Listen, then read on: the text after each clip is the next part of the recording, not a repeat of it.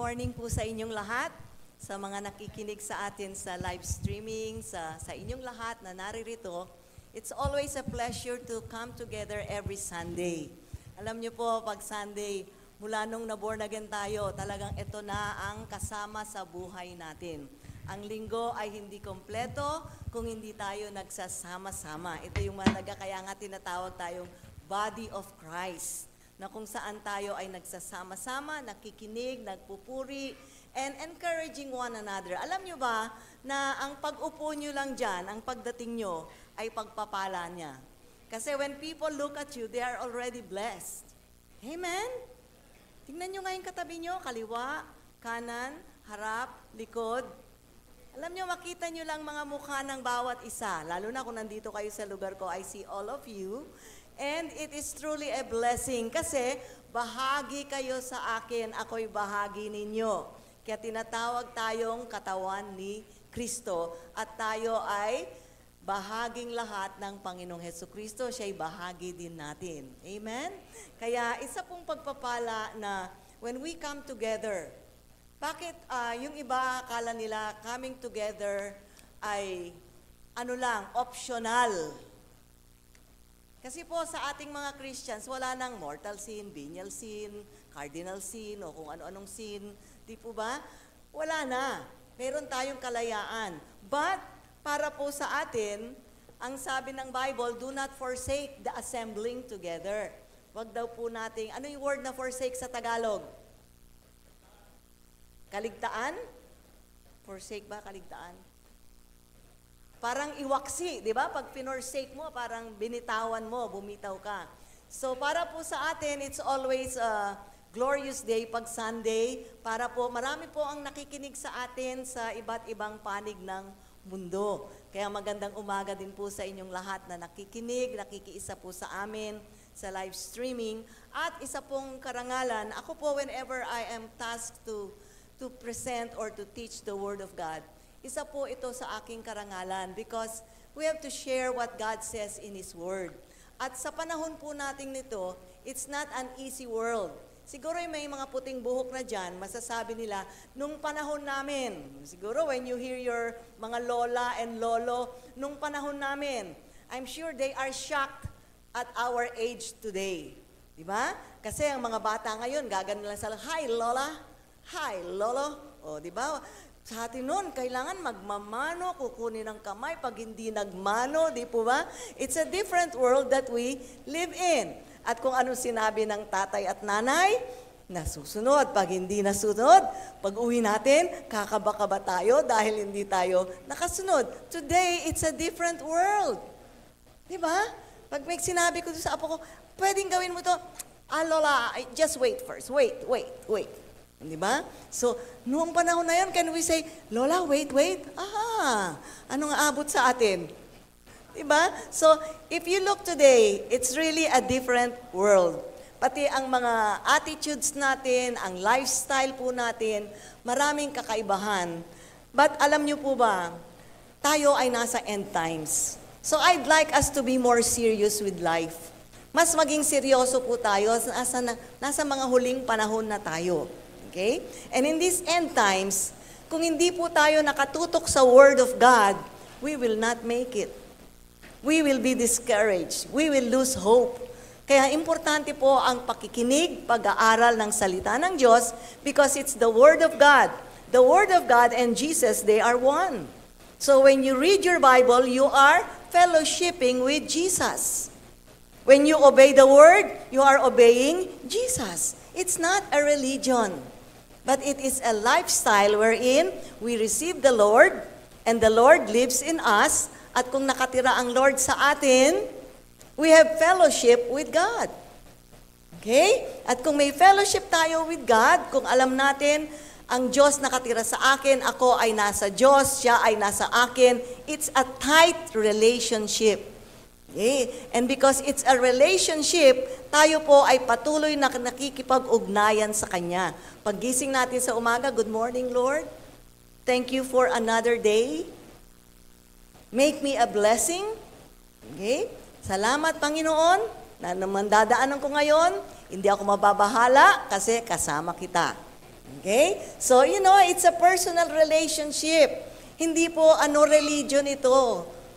Tayo kasi lumaki sa reliyon, lalo na ang Pilipinas. We are a very religious country. Religious, ngunit marami pong reliyoso, wala namang relasyon sa Diyos. Okay? Tayo pong mga born again, kaya tayo na born again, we are born from the Spirit of God. At dahil pinanganak tayo mula sa Espiritu ng Diyos, tayo ngayon ay anak ng Diyos. At meron tayong kaugnayan sa Kanya. Tayo ay mga anak ng Diyos. Amen? Tingnan niyo yung mga katabi niyo, mga anak ng Diyos yan. So kung anak ng Diyos tayong lahat, magkakapatiran tayong lahat. We are one big family of God. So, kaya nagmamahalan po tayong lahat. This morning, I would just like to share a very simple word. At ito po ay matagpuan po natin what will satisfy our life. We are looking for so many things that will satisfy. Naalala ko nung panahon namin, nung kabataan namin, may kanta na, I can't get no satisfaction. And I try, di ba? So, lahat po tayo naghahanap ng something that we can hold on to satisfy us. At alam nyo ba, in the end, ang makakasatisfy lang sa atin is God. Kasi galing tayo sa Kanya eh. So bakit tayo maghahanap na kung saan-saan para sa ating kaligayahan, para sa ating satisfaction in life? And when you look at each other, tingnan niyo yung bawat isa. Nakikita niyo ba kung sino yung mukhang satisfied? Nakikita niyo ba kung sino yung mukhang satisfied? Anong itsura ng satisfied na tao? Nakangiti. Kasi satisfied. Tingnan niyo, pag nasatisfy yung tiyan niyo at busog na busog kayo, anong itsura niyo? Ano naman din ang itsura nyo kung gutom na gutom kayo? Hindi makangiti, hindi makatawa. So, a person that is satisfied, alam nyo, makikita sa mukha natin. That's why we have to learn, kaya nga si Apostle Paul, nakita niya ang sikreto eh. Sabi niya, I have learned how to be satisfied, whether in want or in plenty, whether walang-wala or kasaganaan. Kasi iba sa atin, nahahalata pag mabigat ang bulsa. Kasi parang may tali eh, sa bibig. Pag mabigat ang bulsa, nakangiti, mabigat eh. Pero habang gumagaan ang bulsa, nawawala ang ngiti. Pag nawawala na yung pera, wala po sa bulsa natin ang kaligayahan. Nasa pakikipag-isa natin sa Panginoon. So, hindi po yung mahalaga kung anong laman ng bulsa, hindi po mahalaga kung may nagmamahal sa inyo, kasi laging may nagmamahal sa atin. Yan ang ating Panginoong Hesukristo. So, never, everlasting po ang kanyang pag-ibig sa atin. Now, when you look at people, sabi ko nga kanina, anong itsura ng satisfied? Alam niyo ba itsura ng satisfied na tao? Hindi nyo alam. Pag nakita kayo ng asawa nyo, satisfied? Bakit kayo nagtatawanan? Pag nakita niyo yung mga anak nyo, satisfied? Oo, sa inyo sila nanggaling eh. So pag nakita niyo yung mukha niya, nanggaling sa inyo yung mukhang yon. Pag nakita niyo minsan ang mga kilos nila, nakikita niyo sarili niyo sa kilos nila. And you are satisfied. Pag busog na busog ang tiyan natin, satisfied. Pag maraming laman ang bulsa natin, satisfied. Pag nararamdaman natin ang pagmamahal ng asawa natin sa atin, satisfied. Amen. Ngunit alam nyo ba, nung nakipag-isa tayo kay Kristo, na kompleto tayo. We are complete in Christ. So, hindi po naaayon sa laman ng bulsa natin, sa estado ng buhay natin, sa mga possessions that we have, but it is a relationship that we receive with God that makes us satisfied. Amen? So, tingnan niyo yung katabi niyo sa kaliwa kanan. Mukha ba silang satisfied?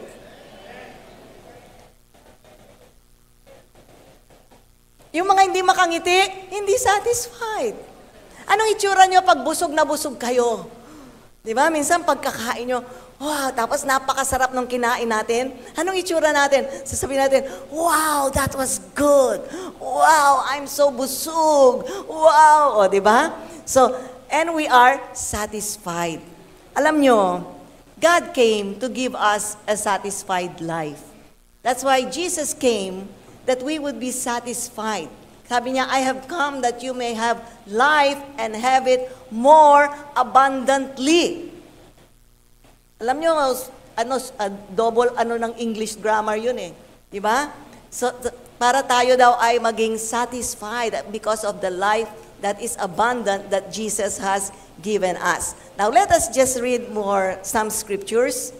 So, tayo po ay taong mga maalalahanin.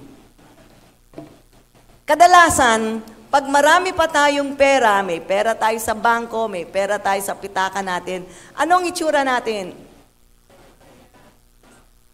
Pag naubos, so ang saya nyo, nakadugtong sa pera nyo. Di ba? Pag 15 at 30, anong itsura ng mga empleyado? Payday eh. Di ba? Pero hindi pa tapos ang araw, ubos na yung envelope nila. Bakit? Daming utang. Di ba? So, what makes us satisfied? Alam nyo, ito yung gusto ko i-preach sa inyo. A satisfied life. A satisfied life is a life na para bang you have everything you need. Now, pwede ba yon? That we have everything we need? Of course, laging may kulang sa buhay natin, di ba? Laging may kakulangan. But, once nakipag-isa ka kay Kristo,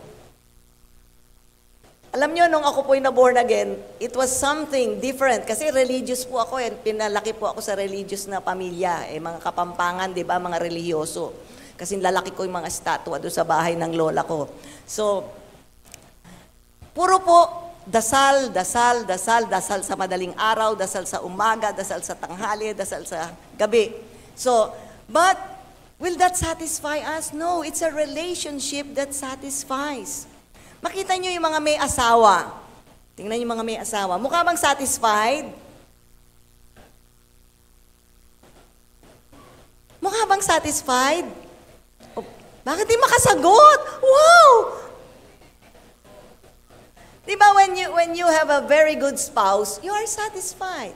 Kung ang spouse mo ay, he sees to it na may provision siya, mayroong ang almusal, tanghalian, hapunan, may merienda pa in between, satisfied ka. Bakit?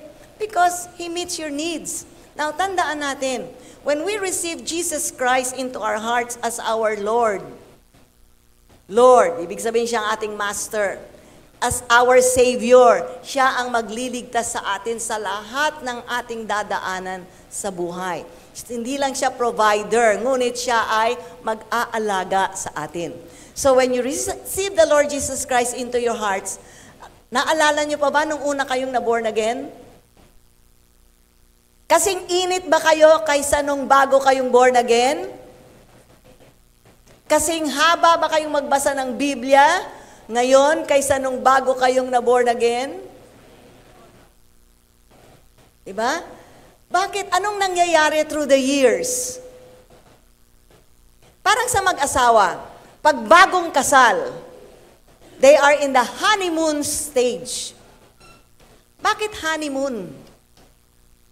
Kasi ang honey, matamis.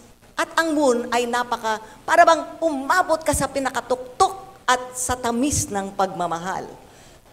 Nung 10 years na, honeymoon pa ba? Bakit natatawa yung tingnan mo, mga may asawang nagtatawa? Pero yung mga single, kasi idealistic pa yung mga single. Di pa nila nararanasan ang katotohanan o guni-guni. Praise the Lord. So, mahalaga po sa atin na naintindihan natin, ang satisfaction natin does not come from material things. Ang satisfaction natin will only come when we receive the Lord Jesus Christ. Kasi that's how He created us eh. Pag pumasok siya sa buhay natin, He becomes our Lord, He becomes our Savior. Hindi lang Savior, kundi Lord. Ibig sabihin siya ang master ng buhay natin. Now let's read Philippians 4, verse 10 hanggang 13. Basahin po natin ang Philippians 4, verse 10 hanggang 13.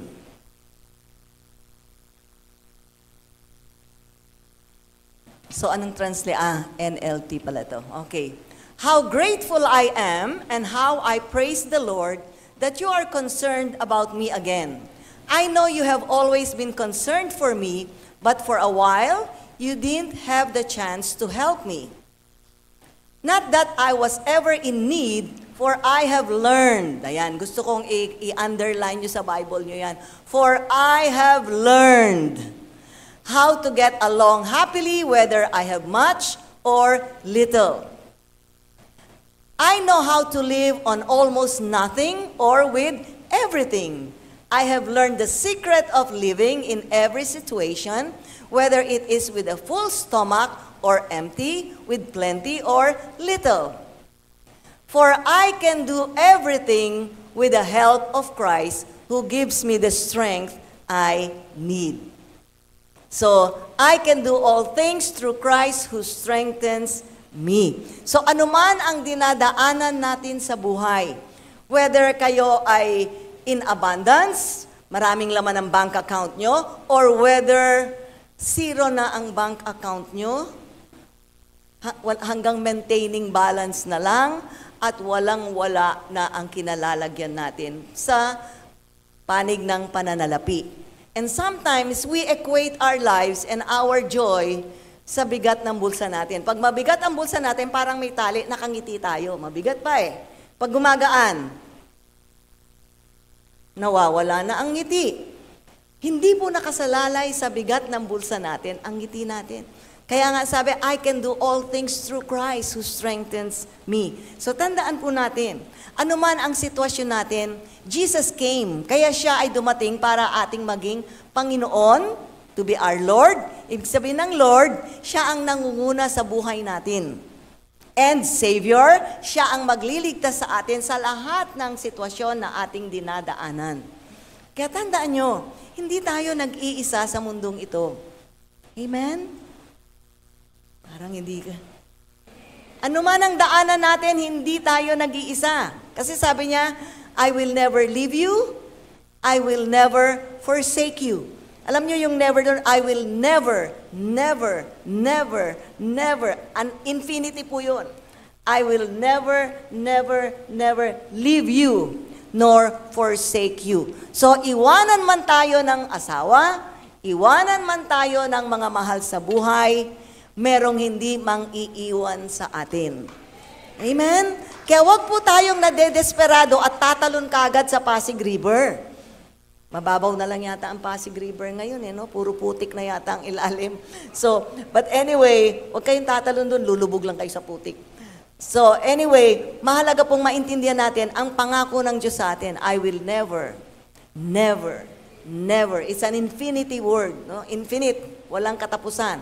Never leave you, nor, hindi lang iiwanan, nor forsake you. Kaya tandaan po natin, anumang hirap ang dinadaanan natin, we are not alone. Meron tayong kadamay, meron tayong kasama. At ang kasama natin ay Diyos. So kung Diyos yan, kaya niyang ilabas tayo sa mga sitwasyon na mga mukhang imposible. Okay? Kaya ang satisfaction po natin is always knowing na hindi tayo nag-iisa. Lagi tayong may kasama. At alam niyo ba, that will bring contentment. That will bring strength. Kasi ano man daanan natin, hindi tayo nag-iisa. Di ba? Pag hindi tayo nag-iisa, iwanan ka man ng lahat-lahat, meron ka pa rin kasama. So that is one thing for us Christians na pinangako ng Diyos. Tandaan nyo, ang Diyos ang nangako niyang word na yan.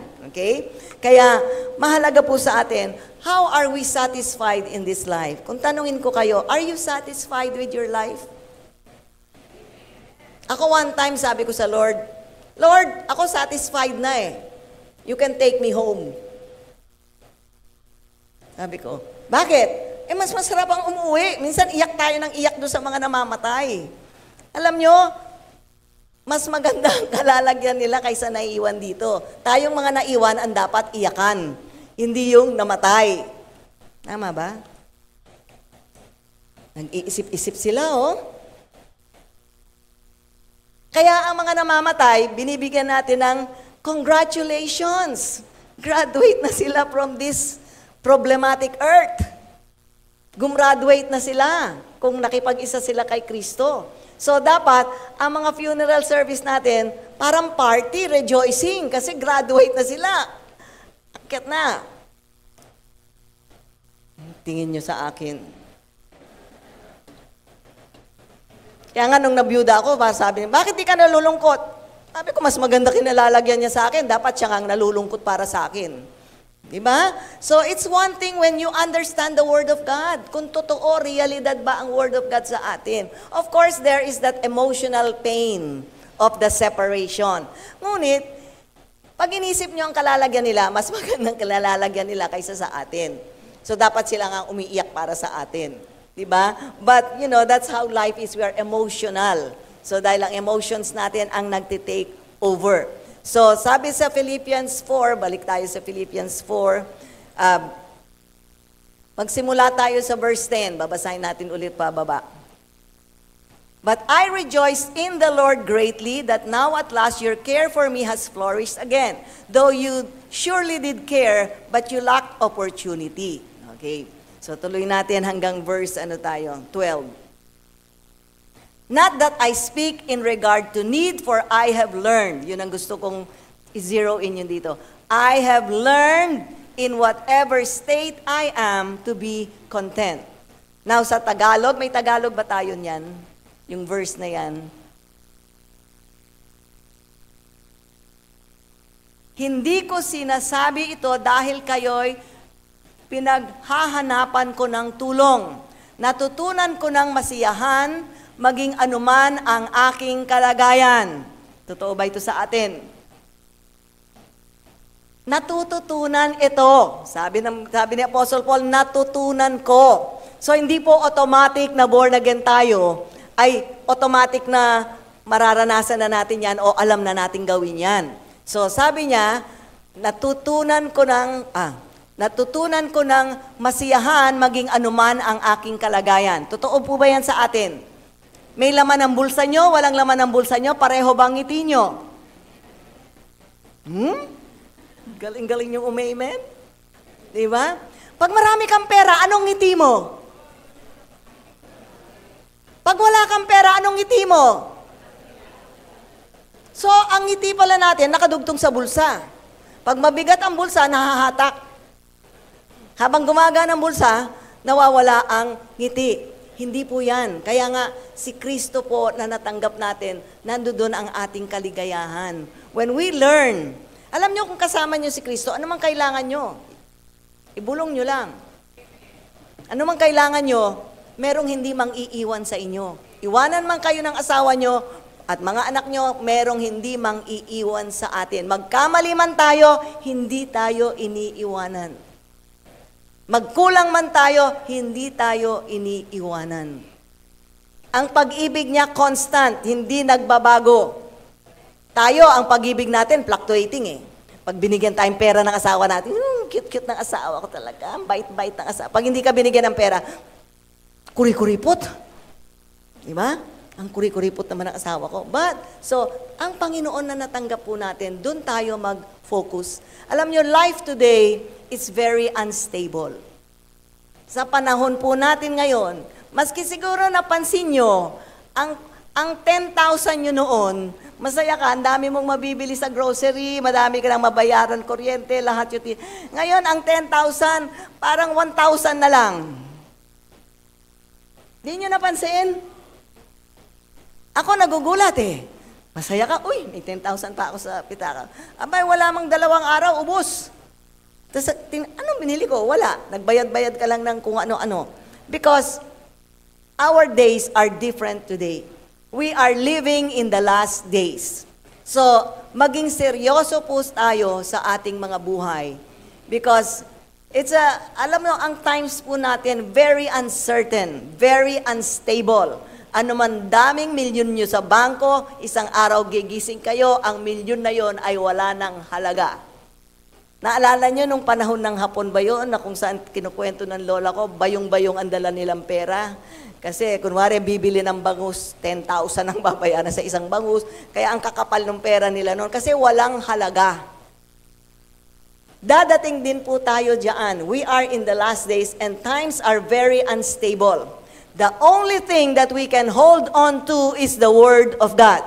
Kaya kung ang Word of God ay hindi nyo kabisado, hindi nyo alam, mahihirapan po tayo sa panahon na ito.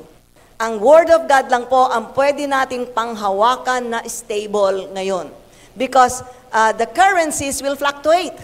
Di ba? Noon, pag may $100 ka, ang dami mong mabili sa $100. Ngayon, magkano na lang yung $100? Konting-konti na lang, no? So, nawawala ang halaga ng pera. Ang mahalaga sa atin, ang salita ng Diyos. Kaya ini-encourage ko po kayo, huwag kayong nagmi-miss ng Sunday that we get together. Kasi pag Sunday, ito po ang body of Christ. Ang katawan na kung saan ay nagsasama-sama. Alam nyo, sa pagsasama-sama, gives us strength.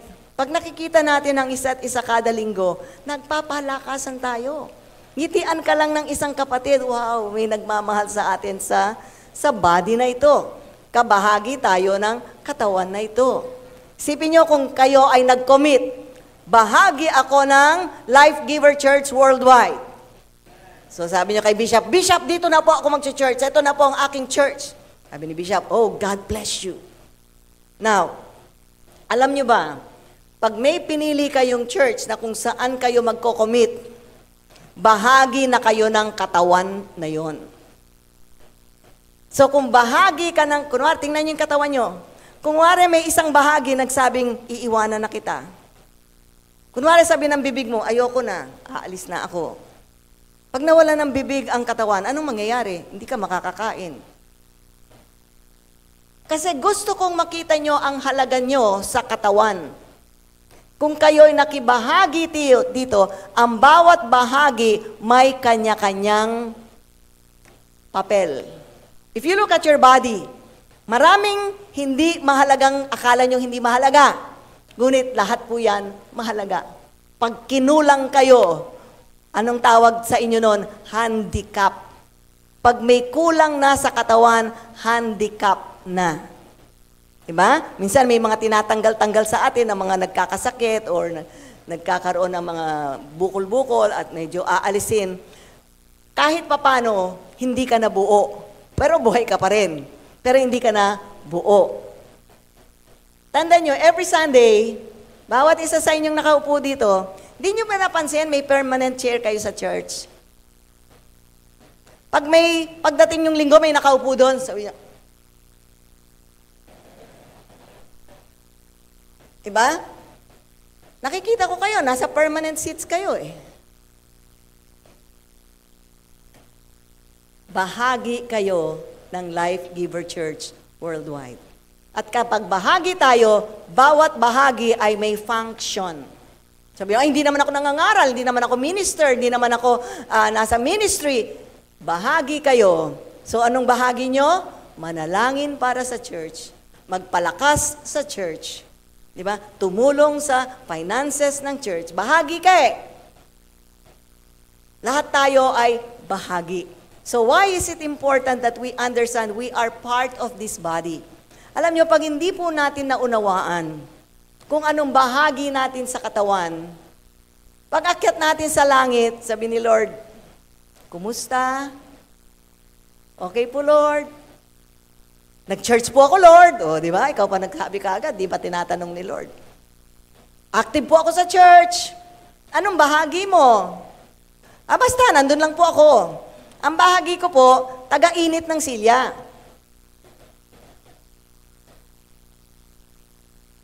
Alam nyo, when I look at all of you, you are part of me.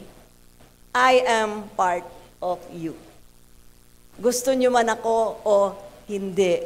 No choice. Kaya tingnan nyo yung kaliwa, kanan, harap, likod, bahagi. At kapag bahagi, nararamdaman natin ang nararamdaman ng bawat isa. Kaya minsan may makita kayong, parang hindi nag-almusal yun ah. Hindi na makalakad ng tama ah. Di ba? Ano ba naman abutan mo ng kahit, pang merienda, Kasi bahagi nararamdaman eh. It is time for the body of Christ to wake up. Hindi po relihiyon ito na labas-pasok tayo sa church. Na pag hindi nag-church, ay, mortal sin. Wala, hindi po yun. It's a relationship. And when we get born again, God plants us into a body. Tinatanim tayo ng Holy Spirit sa isang katawan. At sa katawan na yon, doon tayo matuturuan, doon tayo maalalayan, may nagpe-pray para sa inyo, may nag-aalaga sa inyo, yun po ang ating pastor, yung ating bishop, nag-aalaga sa ating lahat. So, importante pong nauunawaan natin what being born again is all about. Hindi lang born again, tinanggap mo si Kristo, that's fine. At ako'y aakyat na sa langit, ngunit tayo ay itinatanim sa katawan. Okay? We are planted into a church, into a body. Pag body, maraming bahagi. At bawat bahagi, mahalaga. Hindi lang po ang tumatayo sa pulpit ang mahalaga. Mahalaga ang bawat isa. Kaya nga lagi ko sinasabi, tingnan nyo yung kaliwa, tingnan yung kanan, para at least alam nyo yung mga itsura ng kabahagi nyo. Magkasalubong man kayo sa labas, uy, kabahagi ko ito, nandito pala namamasyal. You are part of me, I am part of you, whether you like me or not. Okay? Kasi yan ang sabi ng salita ng Diyos. We are now the body of Christ. Kaya mahalaga po dito, now you are the body and each one of you is a part of it. Napakahalaga po ng ating pinag-aaralan ngayong umagang ito. Alam nyo, malapit na dumating ang Panginoon. At ang Panginoon ay darating para sa kanyang body, para sa kanyang church. Okay? Hindi po para sa relihiyon, kundi para sa tumanggap sa Panginoong Hesukristo kasi siya lang ang sinugo bilang tagapagligtas. Amen? So, mahalaga po ito. So, in Philippians 4, verse 11, sabi niya sa Philippians 4, verse 11, tingnan niyo yung second verse, for I have learned, sabi ni Apostle Paul, I have learned, natutunan ko, in whatever state I am, ano man ang kalagayan ko, may pera, walang pera, di ba? Successful, failure, ano man ang kalagayan. For I have learned. Pag sinabing learned, natutunan.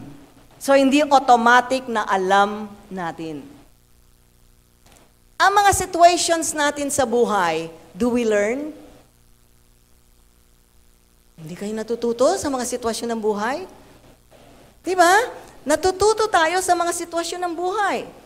Kaya sabi ni Apostle, I have learned in whatever state, ano man ang kalagayan ko ngayon.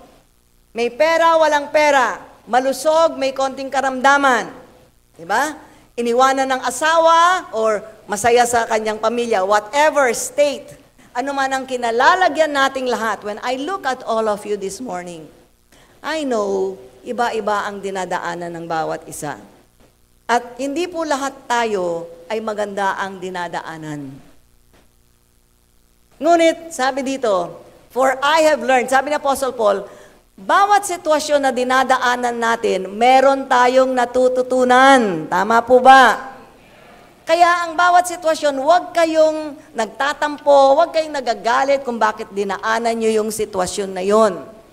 Sabi ni Apostle Paul, sabi niya, I have learned, may natutunan siya na kung ano man ang dinaanan niya, ano ang kanyang attitude. Contentment. Maraming pera, ganun pa rin ang pakiramdam niya. Walang pera, ganun pa rin. Bakit? Anong mahalaga sa kanya? Kasama niya si Kristo. So kahit walang pera, alam niyang may tutulong sa kanya. May karamdaman man siya, alam niyang ang manggagamot ay nasa kanya. Okay? Iniwanan man siya ng mahal sa buhay, alam niyang maski ang Panginoong Hesukristo, dinaanan ang time na nung nasa krus siya, iniwanan siya ng lahat. So, we understand dito, sabi, for I have learned. Natutunan ko ng masiyahan. So, kapag tayo ay dumadaan sa hindi magandang kalagayan, anong sabi ni Apostle Paul? Masiyahan. Makontento. Amen? Alam nyo, as Christians, we learn. Alam, ang sa akin lang, ang pinakaisang truth na hawak ko lang sa puso ko, ang pangako ng Diyos, I will never leave you. I will never forsake you. So, kunwari, sa sitwasyon ko, iniwanan ako ng asawa ko, magpapakamatay ba ako? Hindi, meron pa rin nagmamahal sa akin, si Kristo. Pangako niya, hindi kita iiwanan, hindi kita pababayaan. So, iniwanan man ako ng asawa ko o pinabayaan man ako ng asawa ko, meron pa rin kasama ako na hindi ako iiwanan. Kaya nga, natutunan ko ng masiyahan. So, pag dumadaan sa mga hindi magandang pagsubok, ano ang attitude ni Apostle Paul? Praise the Lord! Masiyahan. Bakit siya nasisiyahan? Alam niyang may kasama siyang tutulong sa kanyang sitwasyon. Alam niyang may kasama siyang Diyos na kakayaning ibaliktad ang kanyang dinadaanang sitwasyon. Kaya anuman ang kanyang kalagayan. You know, ito ang gusto kong i-share sa inyo today. To be satisfied in our life. Learn to be satisfied in Christ. Satisfied in Christ Jesus alone. Kasi ang situations natin sa earth are very unstable. Today, ang pera natin may value. Pero napansin nyo, ang 10,000 yung grocery noon, hindi nyo na masakay-sakay sa kotse. Ngayon, ang 10,000, ilang supot na lang. So, times are getting harder, not easier. Because we are moving into the end times. Kaya tayong nasa body of Christ, ito ang time na kailangan tayo ay talagang magseryoso. Okay? Tayo ang magpapalakasan. Dito natin makukuha ang kalakasan natin sa pag-aaral ng salita ng Diyos. Ang salita ng Diyos, sabi, yung words niya will never fade away. Ang Word of God is eternal. Hanggang langit, pinag-uusapan natin ang Word of God. Kaya tayo, ang pagpunta nyo kada Sunday, it means you want to hear the Word of God. Because it's the Word of God that will bring life. Life. Kasi ang mali ang ating mga kaisipan eh. Pag sinabing abundant life, Jesus came to give us an abundant life. Eh bakit di pa ako mayaman? Ang abundance ba kayamanan lang? Abundant life means you receive your Lord, you receive your Master, you receive God. And when I receive God, ano man ang daanan ko, maubos man ang pera ko, iwanan man ako ng pamilya ko, kasama ko pa rin si Lord. At anong pangako niya sa akin? I will never leave you. I will never forsake you. Alam niyo yung word na yon, ibig sabihin, I will never, never, never, never. It's an infinity. I will never, never, never, never leave you. Nor forsake you. Hindi tayo niya iiwanan, hindi niya tayo pababayaan. And when I receive that promise from my Lord and Savior, iwanan man ako ng mga mahal ko sa buhay, meron pa rin maiiwang nagmamahal sa akin. Hindi ako tatalon sa Pasig River at mawawala ng pag-asa. Kaya tandaan po natin, ang contentment natin is with our relationship with God. Yung pong ating alagaan, yung relationship natin with God. At alam nyo, pag may relationship kayo with God, pag gising nyo pa lang sa umaga, naka-smile na kayo eh. Ako, pag gising pa lang, lagi sa, uy, buhay pa ako, Lord. Salamat, Lord, I'm still alive. So, may laman ng bulsa ko, walang laman ng bulsa ko, I'm happy. Amen? Kaya minsan may mga kaibigan ako sabi, bakit lagi kang masaya? Anong sikreto mo? Walang sikreto, si Kristo lang ang kasama ko. Sabi ko, so, pag si Kristo kasama ko, ano man mangyari sa akin, hindi niya ako pababayaan. Promise niya sa akin. I will never leave you. I will never. Yung word doon, I will never, never, never, never leave you. Kaya iwanan man ako ng asawa ko, iwanan man ako ng mga anak ko, merong hindi mang iiwan sa akin. And that makes us very stable in this planet Earth. Alam niyo, sa planet Earth, there is nothing permanent. Everything is changing. Kasi temporary mundo po ito. Ngunit ang Panginoon, eternal. Kaya pag siyang pinanghawakan ko, ang aking security, hindi lang pang mundo, pang kabilang buhay pa. And that makes me smile. Kahit wala akong pera, I'm smiling. Kala nga ng iba, ang yaman-yaman ko kasi lagi daw akong nakangiti. Bakit? Sabi ko, kayamanan ba nasa ngiti? Sabi ko, mayaman ako kasi kasama ko si Kristo. Mayaman si Kristo. At kapag mayaman si Kristo na kasama ko, why should I worry? Alam nyo, minsan kahit huling-huling pera ko na sa bag ko at may nangailangan, I give it. Bakit? Alam kong may kasama ko that will keep providing, that will keep providing, that will keep providing. Kaya hindi ako nag-worry, maubos man ang pera, maubos na, may dadating. Okay? Kasi nakadugtong ka sa Lord and Savior. Hindi lang natin siya Panginoon, tagapagligtas pa. Hindi lang tayo iniligtas sa impyerno, kundi inililigtas tayo sa bawat sitwasyon ng ating mga buhay. Alam nyo, you just don't know how many times the Lord has saved you in your situations. Hindi lang natin alam. Alam, pag akyat natin sa langit, sabi ko nga, Lord, i-replay mo nga ang buhay ko pag akyat ko sa langit. Papanoorin ko yung buhay ko nung nasa earth ako. Di ba? And we will see how many times God has intervened in situations of our lives. Kaya sabi ni Apostle Paul, for I have learned. It is something that we learn. And we can only learn this through the study of the Word of God. Amen? Kaya mahalaga po, maski kung hindi tayo nagbabasa sa bahay or pumunta man lang tayo ng Sunday para makarinig tayo ng Word of God. For I have learned to be content. Anong word na content? Anong itsura ng content ng tao? Di ba pag busog kayo, mukha kayong kontento? Di ba? So full. That was delicious. Di ba? Pag gutom kayo, anong pakiramdam nyo? Pag gutom kayo, ganon din ba ang ngiti nyo pag gutom o busog? Di ba? Pag busog, content. Pag alam mong mahal ka ng asawa mo, anong itsura mo? Contented ka dahil may nagmamahal sa'yo. Di ba? Tandaan nyo, iwanan man kayo ng asawa nyo, may nagmamahal sa atin. Yan ang ating Panginoon na kahit kailan ay hindi tayo iiwanan. Kaya doon sa mga singles, wag kayong kahit sino na lang tumabi sa inyo, yes! So, katatabi pa lang, yes na kagad. Hindi pa nagtatanong, yes! Di ba? Relax lang kayo. May kasama tayo at siya ang tutulong sa atin. Kaya natututunan po ito. Start having a personal relationship with God. Kasi ba, akala pagka makikipag-usap sa Diyos, kailangan nakaluhod, nakapikit. Oh my God, oh Lord, I'm not worthy, I'm not worthy, I'm not worthy. You are worthy. Dahil binayaran na ni Kristo lahat ng ating kasalanan.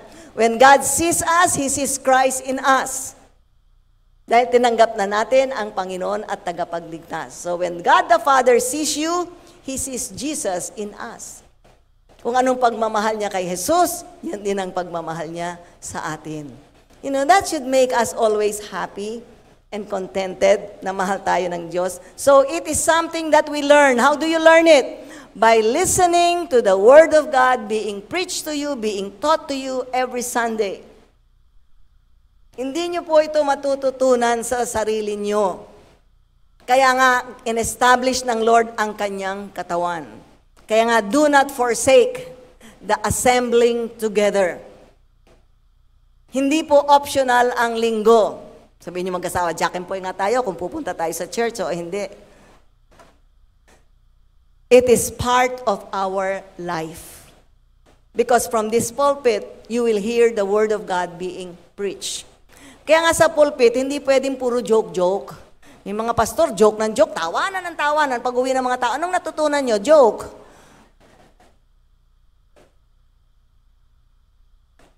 Kaya tayo pumupunta dito. And then we share with each other. So nagpapalakasan po. For I have learned to be content. Whatever the circumstances, I know what it is to be in need. I know what it is to have plenty. I have learned. So natututunan po ito. I have learned the secret of being content in any and every situation. Natututunan po natin ito sa pag-aaral ng salita ng Diyos. The Word of God is alive. It is sharper than any two-edged sword. Kaya pag ang salita ng Diyos ay pinapangaral kada linggo sa inyo, it is alive.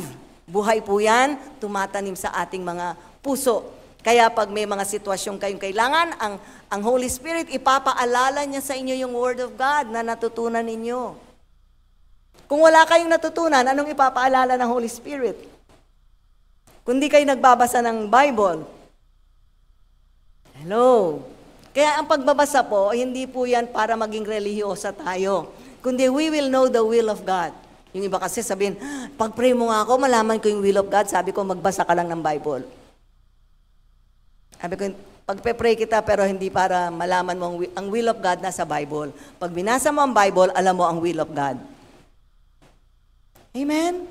Ang will of God is always to bless us. Ang will of God is always to produce life in us, yung spiritual life in us. So sabi, I have learned to be content whatever the circumstances. I know what it is to be in need. So lahat tayo, naranasan natin ang walang-wala. Siguro ang isa, basa inyo, hindi nyo naranasan ito. Ako, naranasan ko na lahat ng bag ko, hinalungkat ko, lahat ng wallet ko. Kasi minsan may naiiwan-iwan eh. Dahil walang-wala, so maghahalungkat ka sa aparador mo. So I have learned, sabi ni Apostle Paul, I have learned kung paano to be in need.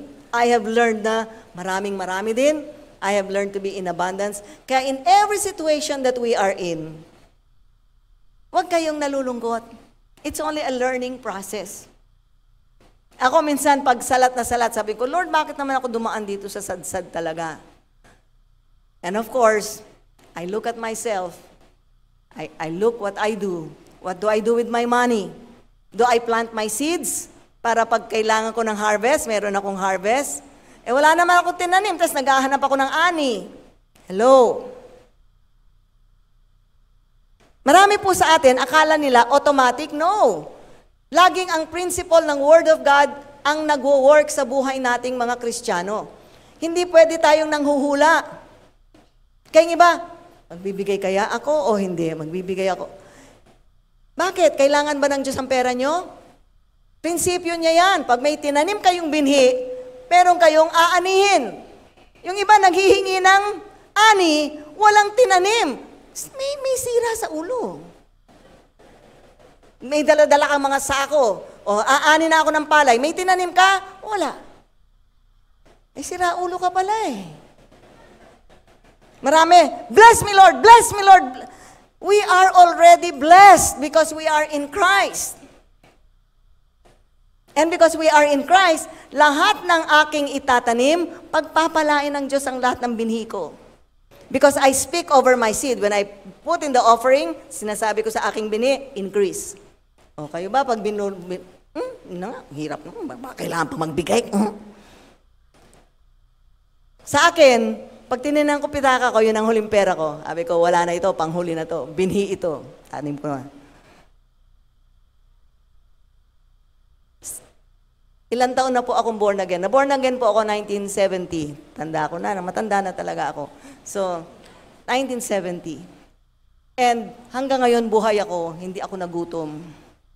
Because early in our Christian life, we understood the principle of sowing and reaping. Maraming Kristiyano, lagi, Lord, bless me, bless me, bless me. Hindi ganun ang pamamaraan ng Diyos. Seed time and harvest. Pag may tinanim ka, and is mag-aantay ka ng konting panahon at meron kang ani. Meron ka bang tinanim, bukas nag-aani ka na? Seed time and harvest. You plant your seed, wait a little, harvest. Kaya lang minsan, bakit, alam nyo ako, basta ako tanim na ako ng tanim. Kasi ayoko nang magantay pa. Kaya kapag tanim ako ng tanim, lagi ako may ani ng ani ng ani. Amen. Praise the Lord. Marami Lord, bless me. Blessed na tayo pag nakipag-isa tayo kay Kristo. You are already blessed because you are in Christ. So tandaan nyo, pag kayo'y anak na ng Diyos, we are created in the image and likeness of God. Whatever you speak, you create. Kaya pag gising mo sa umaga, buisit talaga itong asawa ko. Tandaan nyo, created tayo in the image of whatever we speak. They are seeds. Planted sa spirit world yan. Tatanim yan. Lalago yan. At isang araw, mamumunga. Watch your words dahil kinreate tayo sa image and likeness of God. Paano ang creation? And God said, and God said, and God said. Ang kinalalagyan mo ngayon ay ani ng mga salita nyo nung nakaraan. Gusto nyong palitan ang ani nyo? Palitan nyo ang mga salita nyo. Ang tahimik ng church ngayon, walang glory, hallelujah! Sige, namnamin nyo muna. Kaya bago buksan ang bibig, will it be good seeds? Kung bad seeds, kagatin nyo na lang ang dila nyo kasi aani at aani kayo. Kaya pag wala kang sinabi kundi, batugan na asawa, batugan, what are you planting? Pabato ng pabato ng pabato ang asawa nyo. Kundi pag nakita nyong tatamad-tamad ang asawa, thank you Lord, ang sipag ng aking asawa. Thank you Lord. You call what you want them to be. Thank you Lord sa mababait kong anak. Thank you Lord sa mga masusunuring kong anak. Pag narinig ng mga anak nyo, nagtithank you Lord kayo sa mabubuting anak, mapagmahal na anak, they will start hearing words. Words produce life. Kung ano ang kinalalagyan nyo ngayon, yan ang inyong ani sa pinagsasabi nyo nung nakaraan. Kaya every morning, say, ang gwapo ng asawa ko, ang ganda ng asawa ko. Alam nyo, paganda ng paganda yan. Bakit pumapangit asawa nyo? Pinapapangit nyo sa salita nyo. Kasi kaming mga babae, pag narinig namin yan, pag sinabi ng asawa, ang ganda-ganda mo, lalong feel namin maganda kami, kaya lalo kaming mag-aayos. Pag narinig mo sa pangit yan, sige nga, magpapapangit ako, buti nga sa'yo. Diba? Pero pag narinig ang ganda ng asawa, so you will keep up to that word na sinasabi ng asawa nyo. Ang bait-bait ng asawa, so talaga you will start growing, mabait. Amen? So tandaan nyo, you are created in the image and likeness of God. What you speak is created. Kaya pag gising sa umaga, tigilan ng kahirap ng buhay. Anong kinalalagyan nyo ngayon? Kahirap ng buhay. Pag gising nyo, pag wala kayong pera, thank you Lord, you are the God who supplies all my needs according to your riches.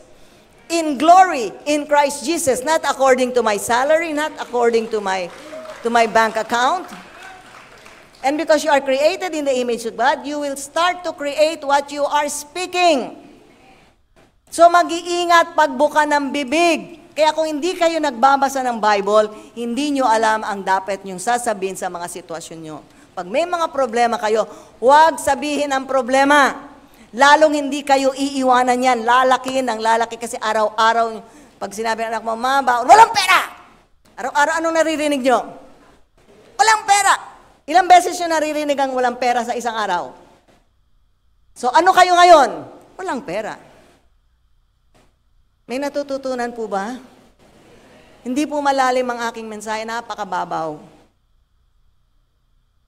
Hindi po tayo malulunod, napakababaw. But I would just like to remind every one of you, alam kong alam nyo na itong word na aking pinipreach. But I would just like to remind you. Kaya alam mo, katulad kaming mag-asawa, example lang po, kasi yan ang alam kong example eh.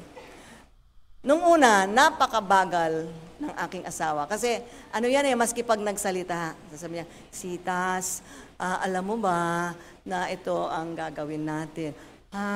Ako naman ano yun? I am fast talker. So, magkaiba kami. So, there was a time, nung bago pa kami, kabagal-bagal naman to. Minsan, sinasabi pa lang niya, tinatapos ko na yung sentence niya, galit na galit.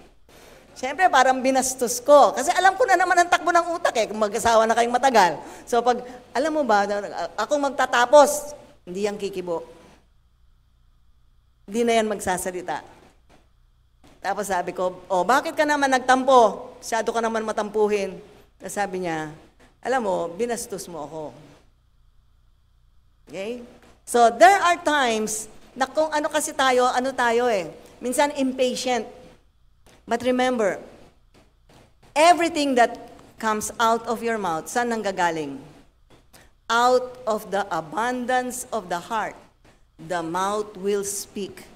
Pakinggan nyo ang sarili nyo buong araw. Anong lumalabas sa bibig nyo? Kakulangan, kasaganaan. Tanungin ko kayo, let's be honest. Sa buong araw, anong lumabas sa bibig nyo? Dumating pa lang yung Meralco! Buisit na Meralco! Ano lumabas sa bibig mo?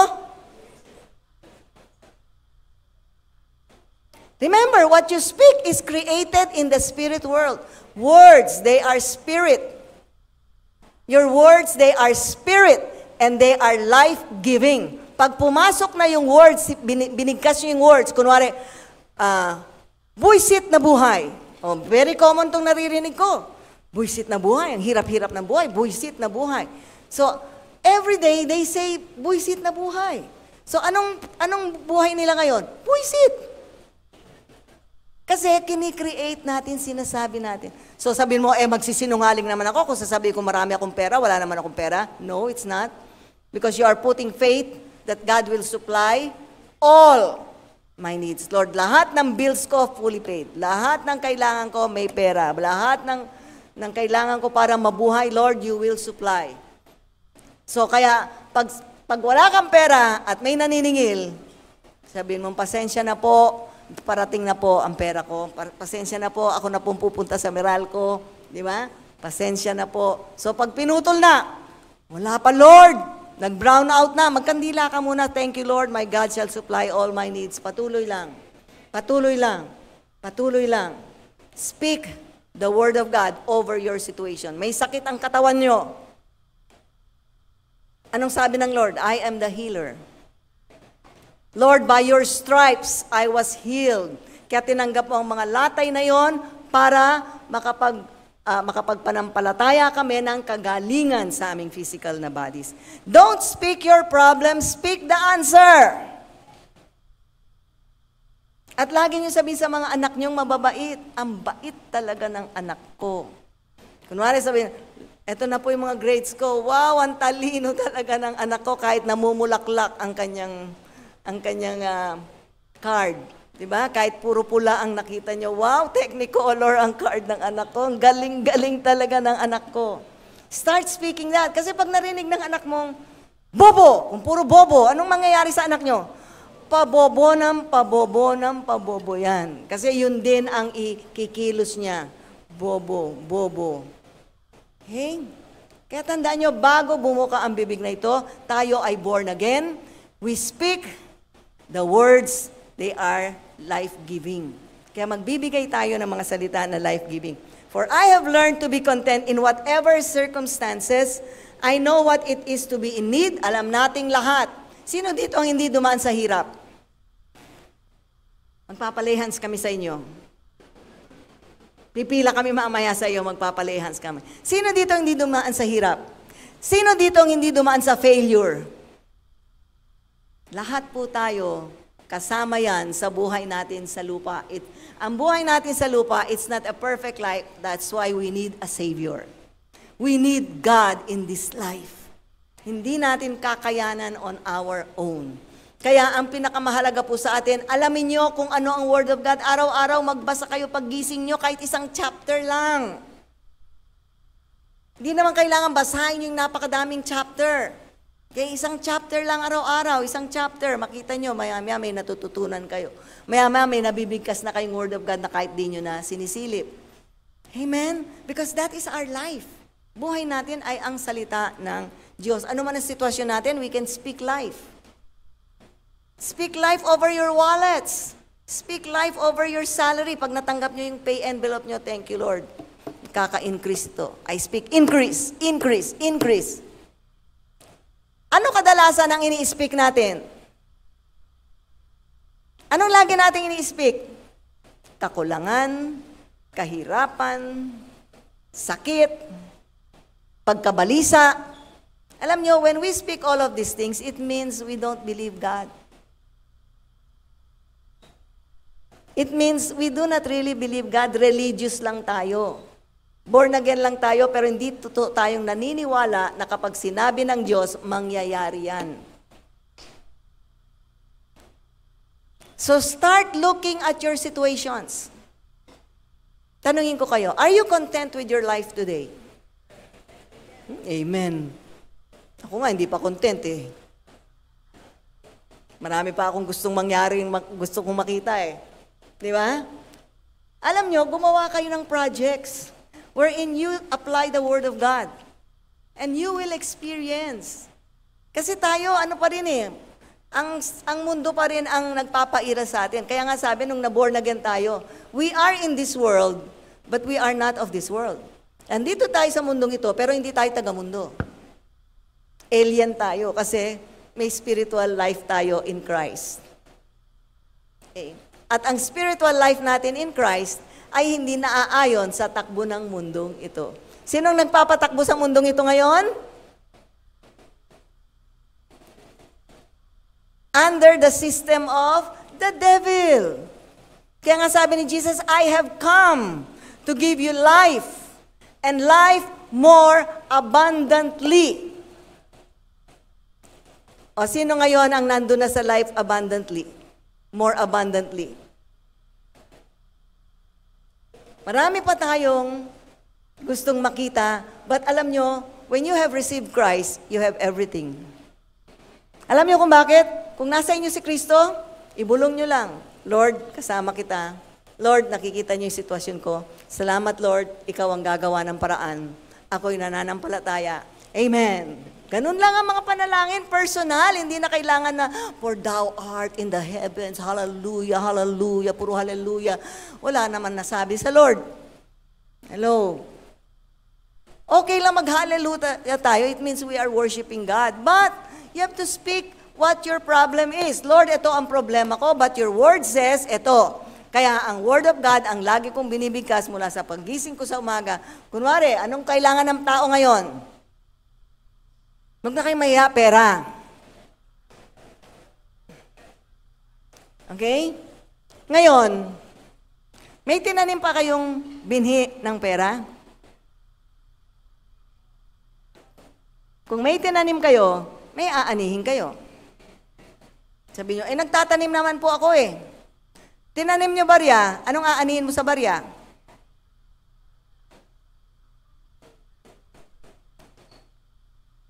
There was a time that I was praying, nakataas ang kamay ko. Sabi ko, Lord, gustong-gusto ko pong magbigay pero walang-walang laman po ang aking pitaka.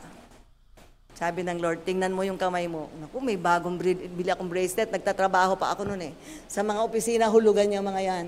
Lord, katatapos ko lang pong hulugan. Yung aking bracelet. So sabi ng Spirit of God, ihulog mo sa offering. Kasi wala kang pera, yan ang iyong invest. True enough. True enough. Yung mga pangangailangan ko nung time na yun, dumating nang hindi ko alam paano lahat na bayaran yung mga kailangan kong bayaran. Because, alam nyo, sa akin, whenever God says, hindi na ako kasi iba-ibang relasyon natin sa Lord Ako very informal ang relation ko kay Lord Hindi ako yung maraming for thou art in heaven and hallelujah, hallelujah, hallelujah, puro hallelujah. Ako simple lang, Lord, alam mo ang aking kailangan. At ako'y nananalig na hindi mo ako pababayaan. You will be the one to create a way na kung saan malulusutan ko itong financial need na ito. Kaya Lord, at ang sabi ng Lord sa akin, magtanim ka ng binhi. Yun lang. Hindi naman kailangan na may lumabas pang anghel. Alam mo, ang Word of God, nandoon na lahat ng instructions ng Lord sa atin. Kaya pag may binabasa kayo at minsan may need kayo, lalabas yun. Ang Holy Spirit, ipapaalala niyo yung mga words na ating napag-aralan sa church. Kaya wag po kayong absent. Kasi every Sunday, iba-iba ang naituturo dito, which are very practical ways na matutugunan ang pangangailangan natin. Kailangan nyo ng pagmamahal? Magtanim kayo ng pagmamahal. Ang sungit nyo sa asawa nyo, anong aanihin nyo? Sungit. Lambingin nyo pag nagsungit. Di ba, love your enemy?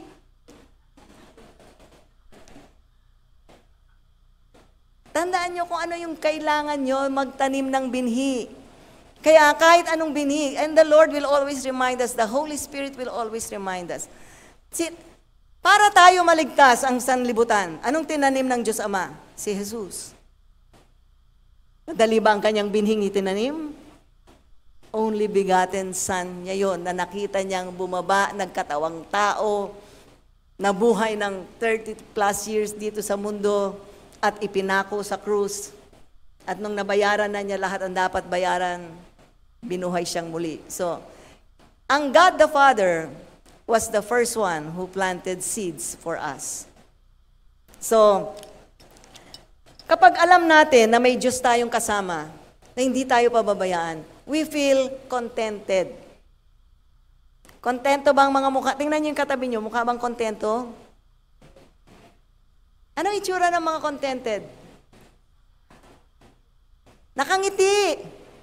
Di ba? Pag contented, you're smiling. Ako, pag nakita ko ang mag-asawang magkasama, alam ko kung maganda samahan nila o hindi. Makikita sa mukha. Nakikita sa mukha. Tingnan niyo yung mga babae. Alam niyong diniligan sa pag-ibig yan, makikita niyo sa mukha. Makikita niyo yung lalaki. Alam niyo kung tinamnan ng pag-ibig ng asawang babae yan. Makikita natin sa mukha. Makikita natin sa ating mga anak. Because love will come out. You want love? You plant love. God planted.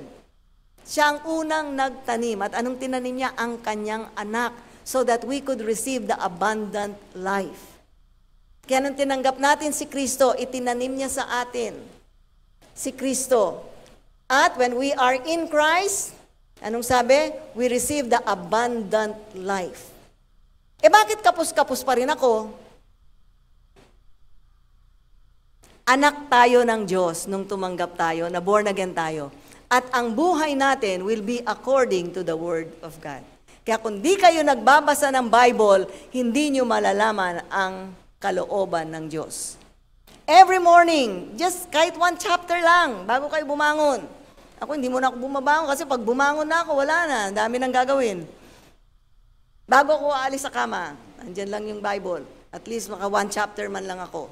And in that 1 chapter, the whole day, I will be thinking about it the whole day. Okay? So may tinanim na ako sa puso kong Word of God. Kaya kahit anong hirap ng araw na yon, may nakatanim na Word to give me the strength, to give me wisdom on how to go in life. Alam nyo, huwag kayong, paggising sa umaga, usually, ang usapan nating mag-asawa, kakulangan. Ay, kailangan ko magbayad ng kuryente, kailangan ko magbayad, kailangan. Paggising sa umaga, sabihin mo, Lord, alam mo lahat ng aking kailangan. Lord, I have planted my seeds in the church. Lord, I have given my tithes and my offerings. Kaya, Panginoon, I declare my harvest. I call my harvest to come. I call my harvest to come. You speak it. Pag nananalangin kayo, wag num.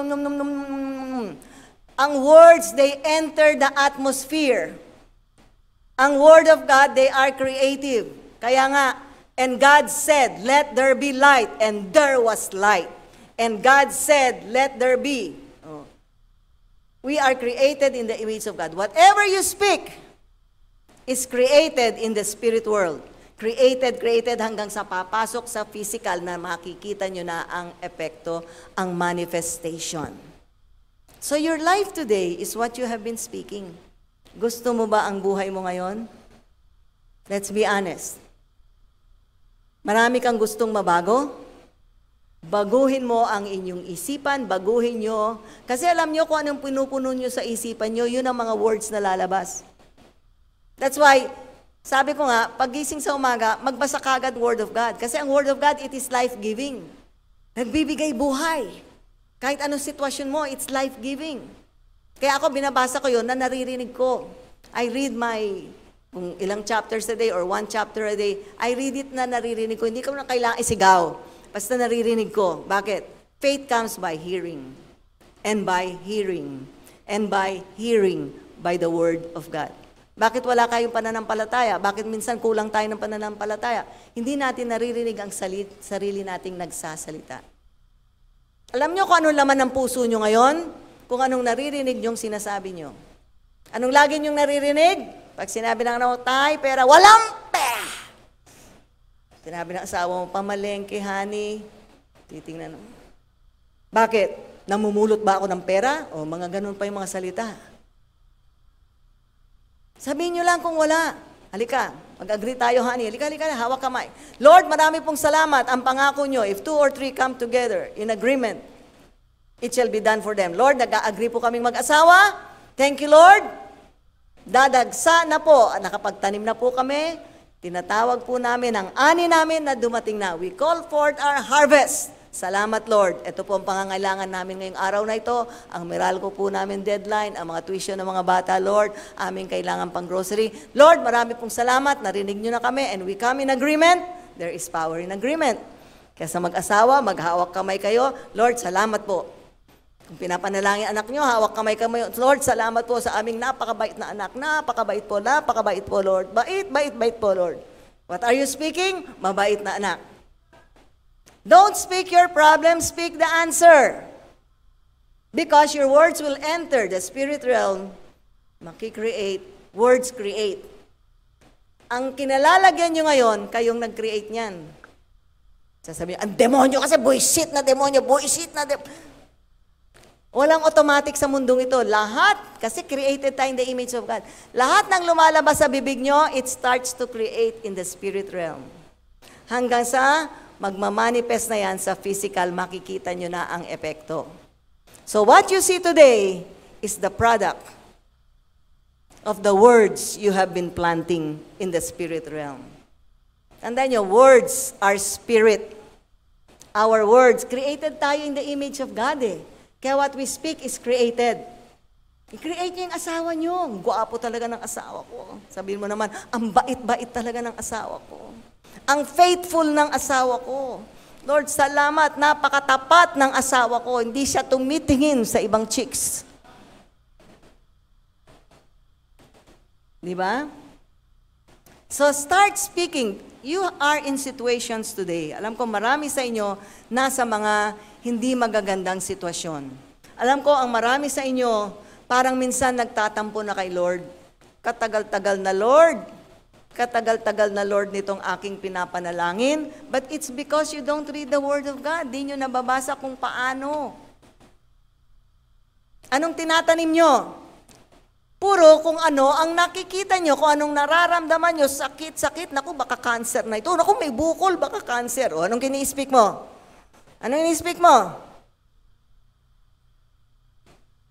Anong makukuha mo? You will get what you speak. Kay mga anak nyo.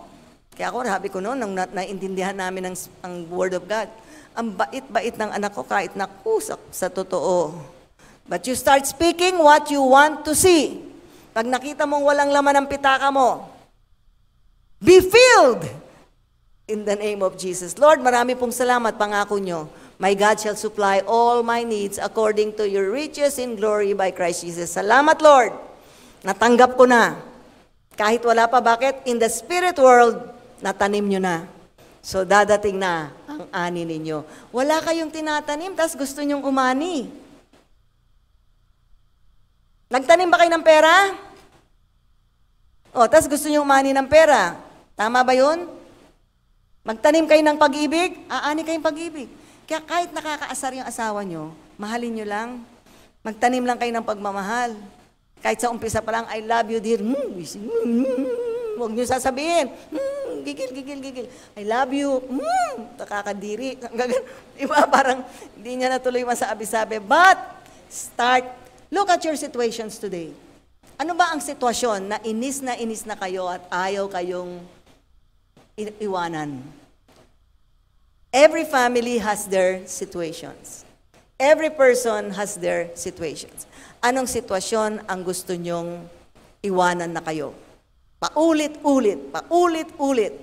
Alam nyo ba, may kapangyarihan kayong baguhin ang mga sitwasyon nyo ngayon.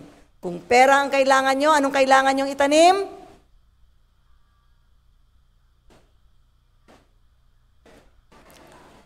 Pera. Kung pag-ibig ang kailangan nyo, anong kailangan nyong itanim? Kung katapatan ang kailangan nyo, anong kailangan nyong itanim? Ang galing nyo ah. Ang tatalino talaga ng mga taga-life giver. Whatever you need. At alam nyo, you'll never go wrong when you love. Kaya nga, ang greatest commandment ng Lord, love one another. Because when you love, you will harvest love. Gusto nung iba mag-love, pero ngit-ngit na ngit-ngit sila, hindi kayo makakatanggap ng love. Tingnan mo yung tsura mo, love ka ba? Kaya start. Tandaan nyo, every time you open your mouth, those are seeds that you plant into the atmosphere. At sa atmosphere, magkikreate na yon. Tinanim nyo na eh. Tinanim nyo na eh. So lalago hanggang may harvest. So, maya-maya nagtanim kayo. Gusto nyo bukas harvest na kagad. Sino sa inyong nagtanim ng binhi at bukas gusto mo nakausbong na yung... At kapag natanim na kayo, diligan ninyong araw-araw kung ano yung tinanim nyo. Ibig sabihin, paulit-ulit nyong ibibigkasin araw-araw. Ibig sabihin, pag tinanim nyo na, didiligan nyo araw-araw. You keep repeating the same verse. Hanapin nyo sa verse sa Bible kung anong kailangan nyo. Pag hindi nyo alam, tanungin nyo sa mga leaders ninyo. Oh, napakadali ngayon eh. I-click nyo lang doon sa Bible, kung ano yung verse na yon, kung ano yung about love, about money. Dalabas na. Sabi ko nga, wow, nung panahon namin, dami namin kailangan i-research. Ngayon, at the tip of our fingertips. And God wants us to experience the abundant life. Alam nyo, walang ibang gusto ang Panginoon. Kaya nga, isipin nyo, nagpakahirap ang ating Panginoong Hesukristo. Bumaba sa earth, nabuhay katulad natin, nagkatawang tao para maranasan niya ang pakiramdam ng tao. Maranasan niya ang buhay natin. Although siya ay Diyos, nagkatawang tao, ngunit hindi nagkasala kahit kailan. Okay? So, nagkatawang tao para maranasan niya kung ano ang ating mga dinadanas. So, dinanas niya, hindi siya pinanganak sa marangyang sitwasyon, and he went through a hard time, ngunit napagtagumpayan niya. Kaya this morning, I would just like you to review your life. Review your life. Ano ba yung mga areas na paulit-ulit na ayaw kayong iwanan? Kahirapan sa pananalapi, broken relationships, hindi nyo mapagtagumpayan ang pagmamahal sa asawa, sa mga anak, because you never experienced love yourself. Alam nyo, we will not be perfect in this life. Lahat tayo pinanganak sa iba-ibang family situations. But, when I got born again, I experienced the love of God entered me. I experienced how God loved me. Na kahit anong kabalbalan ng isip ko, kahit anong, napakapilya ko nung ako lumalaki. But when I got saved, when I was 30 years old, wow, 30 years old, sariwang-sariwa pa ako noon. I got saved when I was 30 years old. Ngunit naranasan ko po ang Panginoon. Naranasan ko ang Kanyang salita. When I got saved, hanggang madaling araw nagbabasa ako ng Biblia, hindi ko mabitawan. It suddenly made alive in my heart. And it changed me radically, kaming mag-asawa. Kaya alam po namin, marami tayong dadaan ng hirap sa mundong ito. Ngunit, hindi tayo iniwanan na nag-iisa ng Panginoon. Alam nyo, ang sikreto lang is be contented. Be contented. Alam nyo ba ang itsura ng contented na tao? Anong itsura ng taong contented?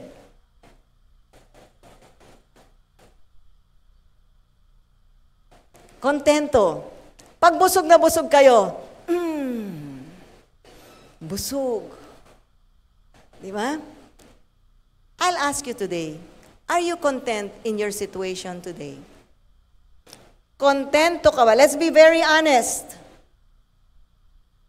Are you contented with your life today? Are you contented where you are today? Ako, marami pa akong pangarap. Sa edad kong ito, marami pa akong pangarap. Marami pa akong pinapanampalatayaan sa Panginoon. Marami pa akong gustong makita in my lifetime. So sabi ko, Lord, huwag mo akong pauwiin na hindi ko nakikita itong aking mga pangarap.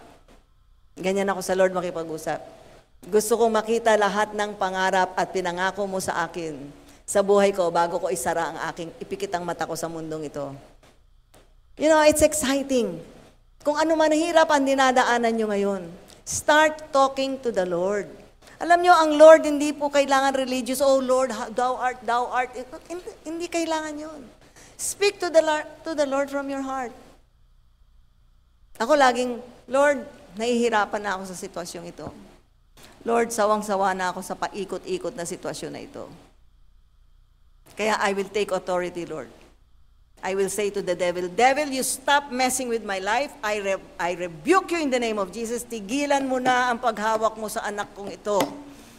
Pinapalaya ko siya sa kapangyarihan ng dugo ni Kristo, sa pangalan ni Kristo. So I speak what I would like to see with my children, with my situations, kung ano man ang mga dinadaanan natin. You have to start taking a stand. I'm sure lahat tayo may dinadaanan. Walang perpektong buhay dito, alam ko. Sino dito wala nang kailangan sa Lord? Lahat tayo, maraming pangangailangan. We are a needy people. Ako, when I come to God, Lord, I am a needy person. Marami po akong kailangan. And I always use the Word of God. Kasi pag binalik ko sa kanyang salita, He has to see to it that it will have to be accomplished. Okay, kaya ang salita niya, sabi mo, Lord, you will supply all my needs according to your riches in glory by Christ Jesus. Lord, I thank you. I will see the answer to this situation. Lord, I will see the answer regarding my children. I will see my answer regarding my situation today. I'm sure lahat po tayo may kanya-kanyang sitwasyon. Huwag niyong hayaang manganak ng manganak yung problema niyong yan. Okay? Start speaking the Word of God over kung ano yung problema nyo. Hanapin nyo yung solusyon sa Word of God. At yun ang sabihin nyo, wag yung problema. Amen? Ano bang karaniwang problema natin ngayon? Pera. Now, mamaya mag-o-offering si Pastor Dante. Okay? Maghihingi ng offering. Kailangan yung pera, anong kailangan nyo itanim? Kailangan yung pag-ibig, anong kailangan nyo itanim? Kailangan nyo ng pansin, anong kailangan nyo itanim? Pansinin nyo rin yung tao. Alam nyo, minsan, lalo na sa pamilya, we take for granted. Tapos pag namatay, iniiyakan sa kaba, oh, mahal na mahal kita. Sinabi mo, mahal mo siya ng buhay? Hindi ka na niya marinig, tapos na ang buhay niya. So habang buhay kayo, I encourage you. Habang buhay. Para pag sabihin nung, bakit ka, hindi ka umiyak? We had a good life. We loved each other. And we said, bago kami pumikit ng mata every night, we say, I love you. Kasi mamaya hindi na bumukas nga ang mata. O, di ba?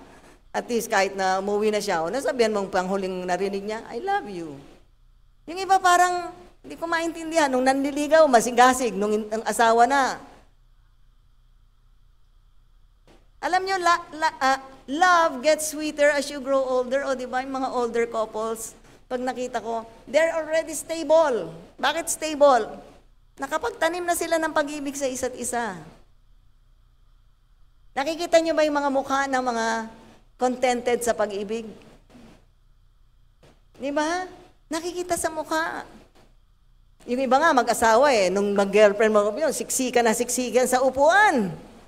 Yung mag-asawa na, doon ka sa kabila. Why? Alam nyo, when you receive the Lord Jesus Christ, you receive the person of love.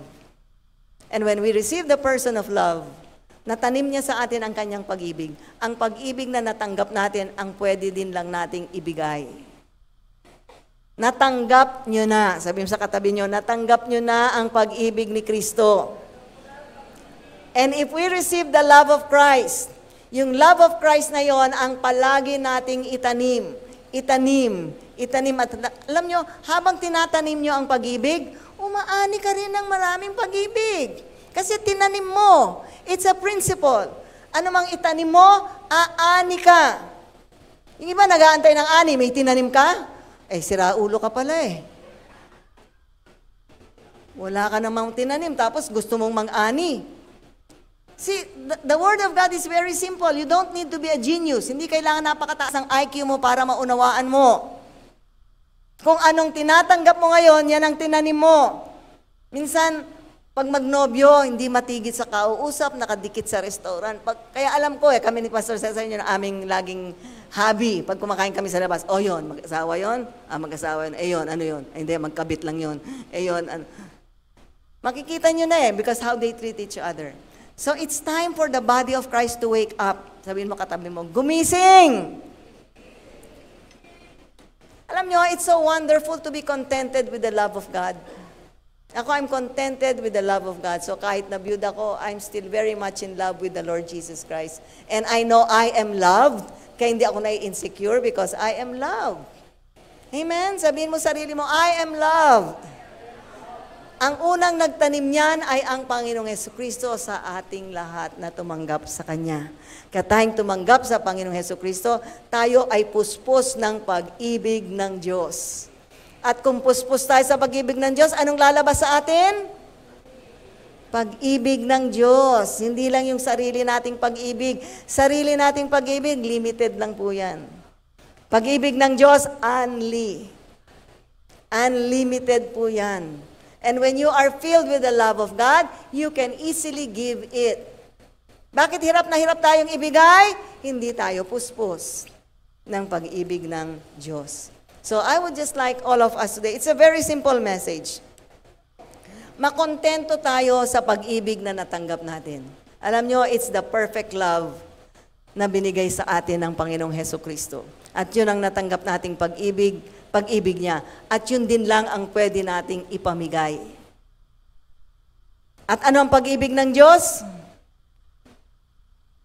Unconditional. Walang kondisyon. Inibig niya tayo nung tayo'y makasalanan pa. Inibig niya tayo as we are. Diba? Hindi niya inantay sabi, ito muna yung kailangan gawin nyo bago kita tanggapin. No, kung tinanggap natin siya, tinanggap na rin tayo niya. So lahat tayo ngayon ay nasa puspos ng pag-ibig ng Diyos. At alam nyo ba, pag puspos kayo ng pag-ibig ng Diyos, you are contented. Ang taong contented, alam nyo, dahil masaya siya, hindi siya naninira ng iba, kundi ang pag-ibig na yon ay umaapaw sa buhay niya, giving out to others. Amen? Kaya ang buhay niya ay nagiging pagpapala. Isipin nyo kung sa pamilya nyo, mula sa tatay, na nauunawa niya yung pag-ibig ng Diyos, kaya yun din ang ibinibigay sa asawa, yung asawa yung binibigay sa mag-asawa. Alam nyo, when the father and the mother, ang love nila ay evident sa mga anak, ang mga anak nila magiging stable. Kaya mga bata ngayon naghahanap ng pag-ibig kung saan-saan dahil hindi nila matagpuan sa nanay o sa tatay. Hello? Love that is not spoken, love that is not expressed, is not love at all. Love will always overflow. Love will always express itself. Minsan, hindi man sa words, but in actions. Aakapin mo, aakbayan mo, di ba? Paglilingkuran mo. Praise the Lord. Isipin nyo, kung ang pagmamahal na yan manggaling sa tatay, makita ng mga anak ibinibigay sa asawa, they will respect the father. And the family becomes stable pag sa tatay mismo nanggagaling ang pag-ibig sa asawa, tapos yan mabibigay sa mga anak. Alam nyo ba, sa bawat tatay, ang i-accounting nyo sa Lord, ang asawa nyo at mga anak. Hello, hindi kung ano yung trabaho nyo ngayon. Hindi kung ano yung achievement, yung success sa mundo. Kundi ang i-accounting nyo lang sa Lord ay ang pamilya nyo, ang asawa at ang mga anak. At ako, pag tinitingnan ko yung mga kababaihan, alam ko, pagpuspos sila ng pagmamahal ng asawa. Alam ko rin yung mga kulang sa pag-ibig. Bakit? Manghuhula ba si Pastora Citas? No, it shows in your face. Alam nyo, pag may umiibig sa inyo, para doon sa mga single, basta pag iniibig tayo ng Lord, that alone. Alam niyo ako, inisip ko lang mahal ako ni Lord. Ginawa niyang lahat para ako ay mailigtas. Ginawa niyang, para sa akin, puspos ako ng pag-ibig ng Diyos, kaya pwede kong ipamigay. Dahil araw-araw, pag gising ko pa lang sa mga, Lord, salamat sa pag-ibig mo. It makes me complete. Kompleto na ako. Wala akong ibang kailangan pa kundi kayo. And you know, alam niyo, have that relationship with God. When you have that love relationship with God, you can give it to your spouse. You can give it to your children. You can give it even to your enemies. Maski ang Panginoong Hesukristo, anong sabi niya? Father, forgive them. Pati yung mga nag-ano sa Kanya, Father, forgive them, for they know not what they are doing. So tayo, na natanggap ang pag-ibig ng Diyos, there is a love that we can give away. Amen? So tayo po.